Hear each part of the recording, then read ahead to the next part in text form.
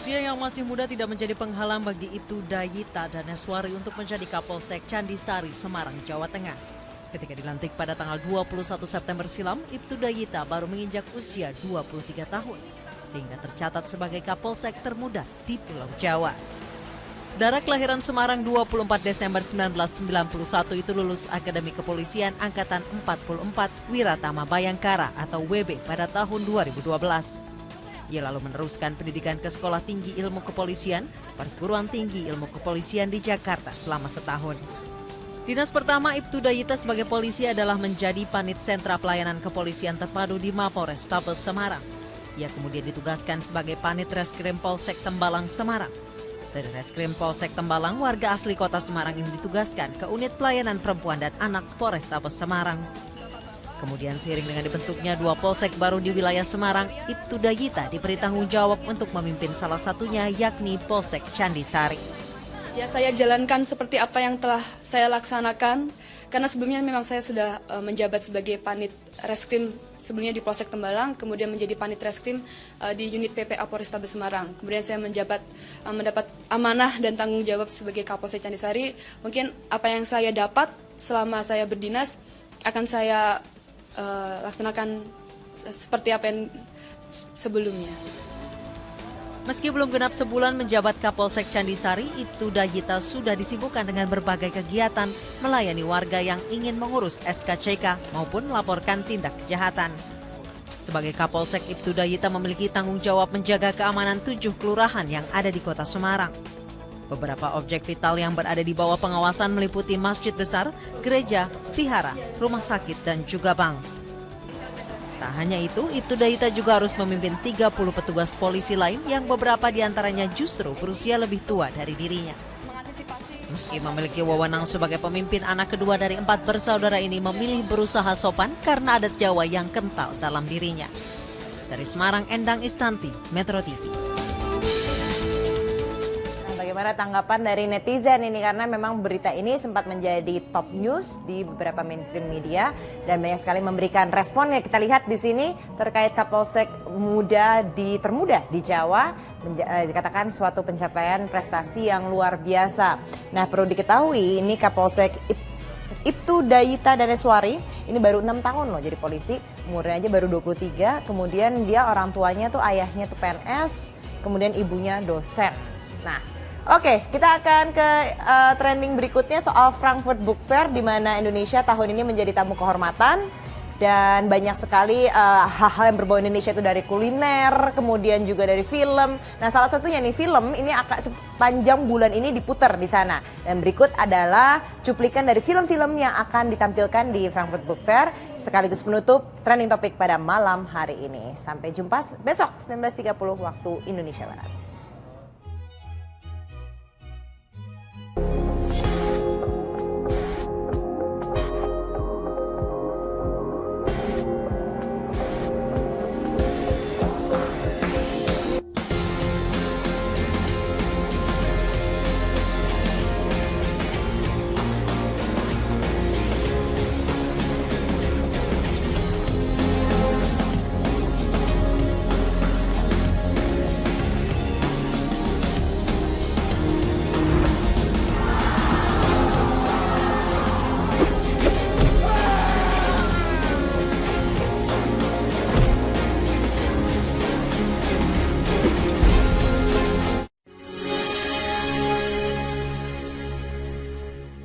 Bandung fokus mematangkan taktik dan strategi untuk menghadapi Sriwijaya FC di final Piala Presiden 2015, dan untuk memotivasi para pemain Persib, Wali Kota Bandung Ridwan Kamil menjanjikan bonus 500 juta rupiah.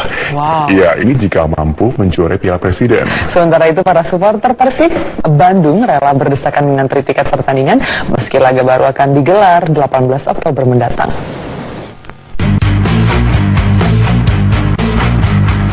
Persib Bandung terus mematangkan taktik dan strategi jelang menghadapi Sriwijaya FC di final Piala Presiden minggu mendatang.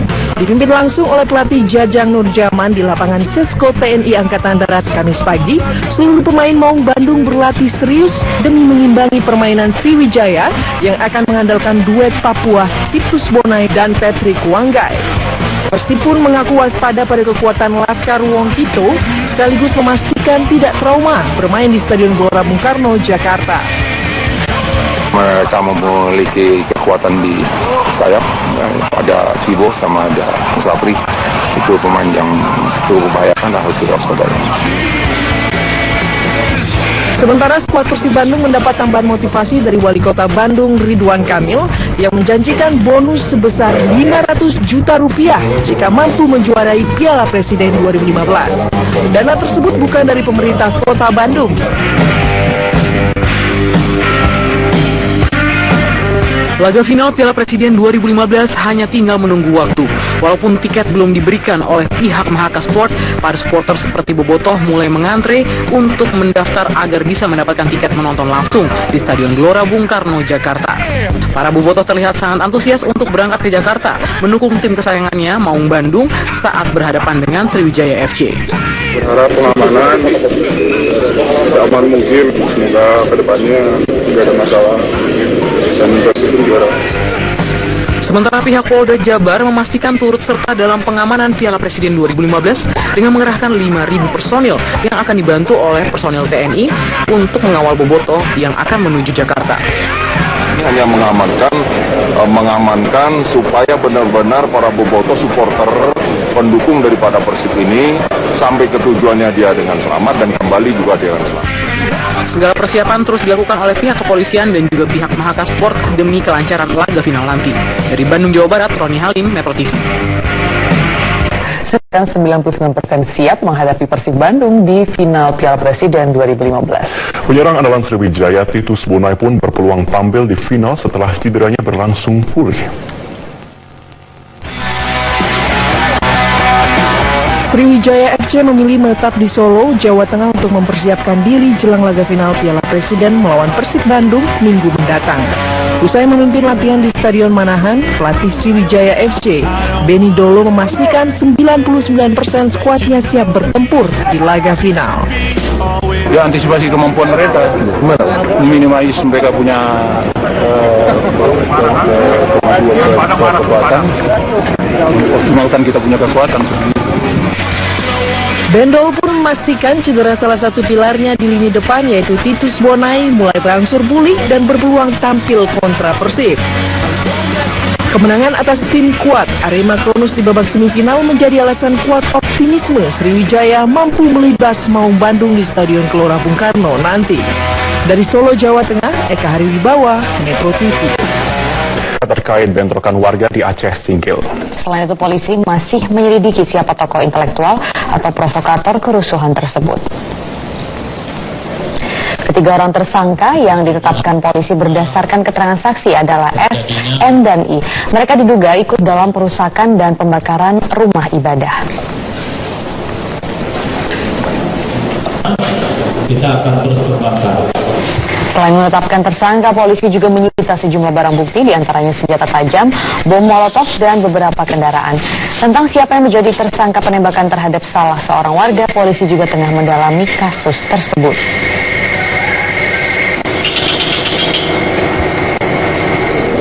Dalam hal ini, teman-teman dari Polres Aceh Singkil dibantu oleh Polda Aceh telah menetapkan 3 tersangka dan telah dilakukan penahanan atas nama S, N, dan I. Sementara ada beberapa orang lainnya yang juga sudah ditetapkan dalam daftar pencarian orang. Mantan Ketua Umum PP Muhammadiyah dan pemerintah dan ormas keagamaan harus mencari akar permasalahan terkait kericuhan Aceh Singkil. Sementara Kepala Badan Intelijen Negara Sutioso mengharapkan semua pihak agar menahan diri. Ini masalah jangan terlalu dibesar-besarkan ya, karena semuanya sudah beraksi gitu. Jadi barang yang kecil ini jangan sampai media lalu seperti memblow up habis itu ya, hingga manas-manasin yang lain gitu kan. Jadi saya yakinkan bahwa ini sudah ditangani aparat. Kapasitas BIN adalah memberikan informasi ya, kita tidak dalam ranah mengeksekusi sesuatu. Kasus seperti ini, Tolikara, Singkil, dan terjadi juga sebelumnya di beberapa tempat ini harus menjadi pelajaran bagi kita, baik pemerintah maupun ormas-ormas keagamaan, untuk mencari jalan keluar. Kalau saya sekarang hanya mengucapkan kecaman, kutukan, dan apa segala macam, ini kan seperti terulang dan terulang kembali. Maka pesan saya harus dicari akar permasalahannya sehingga kita bisa untuk mengatasinya. Tidak mau dituding kecolongan, Kumolo menilai Kapolda dan Gubernur Aceh terlambat menindaklanjuti deteksi dini dari Dirjen Kemendagri terkait kasus intoleransi kehidupan beragama di Kabupaten Aceh Singkil. Demikian pemirsa yang diungkapkan Menteri Dalam Negeri Cahyo Kumolo usai mengisi orasi pada Disnatalis Universitas Diponegoro Semarang pada Kamis siang. Beberapa hari sebelum terjadinya peristiwa Aceh Singkil, Kapolda dan Gubernur menyatakan kondisi wilayah Aceh aman dan kondusif. Namun Cahyo Kumolo melalui Dirjen Kemendagri telah mendeteksi adanya ketidakberesan dalam persoalan perizinan tempat ibadah yang tidak segera ditindaklanjuti aparat setempat. Cahyo menduga peristiwa Aceh Singkil bukan hanya disebabkan faktor agama, namun adanya kepentingan lain. Sebelumnya sudah ke Aceh, nginep sana. Tanya Kapolda, tanya Gubernur, oh solid terkendali, intoleransi beragama nggak ada masalah. Tim Dirjen kami udah ke sana, ada sinyal itu. Nah, berarti kan deteksi dini sudah ada. Kami nggak mau ada intelijen yang mengatakan kami kecolongan. Itu namanya bukan intelijen. Deteksi dini harus fix. Oh, ada gelagat, ada dinamika, ada pencermatan, ada telahan. Jangan sampai ada kesan kecolongan, nggak boleh itu. Berarti deteksi dini tadi tidak di follow up dengan baik. Mari kita cari akar masalahnya. Yang penting proses hukum harus ditegakkan. Siapa yang jadi provokator, siapa yang menggerakkan harus diproses hukum dengan baik. Oh tidak, pasti ada kepentingan lain. Ya, untuk konflik adanya potensi intoleransi antara kedua kelompok ini tentunya bukan pertama kalinya terjadi ya, karena sebelumnya juga sempat terjadi di Papua, dan semoga saja ini kondisi di Aceh Singkil juga sudah kembali normal. Betul, ini juga di sana ternyata sudah pernah terjadi sebelumnya. Jadi di tahun 1979, kemudian di tahun 2001 dan 2012 sudah pernah terjadi konflik serupa, dan berdasarkan pendidikan sementara ini ternyata bukan hanya karena intoleransi agama saja, tapi juga ada persaingan ekonomi antara dua suku yang ada di Aceh Singkil. Semoga memang tidak terjadi lagi ya ke depannya. Dan juga warga bisa hidup berdampingan, dan tentu saja aparat juga harus bisa mengawasi agar tidak ada lagi istilah kecolongan. Gitu ya.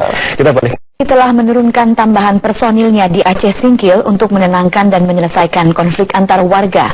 Saat ini pihak keamanan mengedepankan proses hukum untuk menyelesaikan masalah tersebut.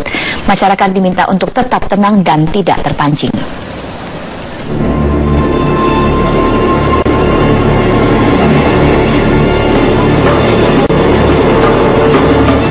Polisi menangkap dan memeriksa sedikitnya 20 orang terkait bentrok warga di Kabupaten Aceh Singkil, Aceh. Warga yang ditangkap diperiksa secara intensif karena diduga menyerang warga desa Dangguran. Petugas juga menyita sejumlah barang bukti berupa senjata tajam, bom molotov, dan 6 mobil. Hingga kini, polisi belum menetapkan tersangka dalam kasus bentrokan ini.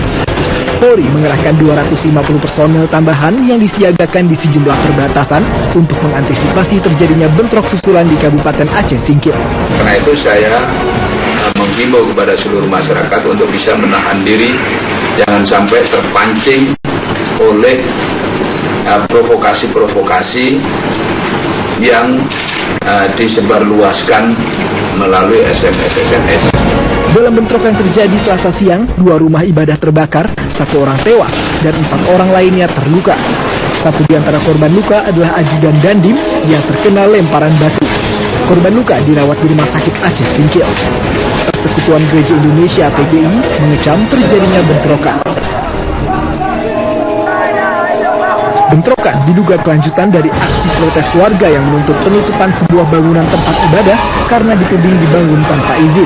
Ratusan warga desa Gunung Meriah dan desa Lipat Kacang, kecamatan Simpang Kanan, Kabupaten Aceh Singkil, berkonvoi ke desa Dangguran di kecamatan yang sama.